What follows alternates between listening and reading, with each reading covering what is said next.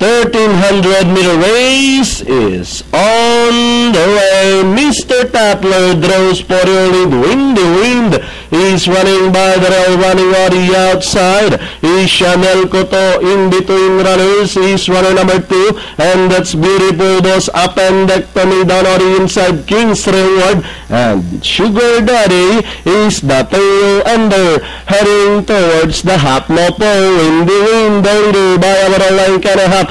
Here once again is the favorite, Mr. Tatler, moving up on the outside. Now about to throw the challenge, moves up and regains the lead. Now we have Mr. Tatler regains the lead over Windy Wind. Then racing now in third, Appendectomy running on the outside. Chanel Coto by the Royal King's Reward, Beautiful Boss and Sugar Daddy as they race for home. Mr. Tatler the leader by about 2 lengths now.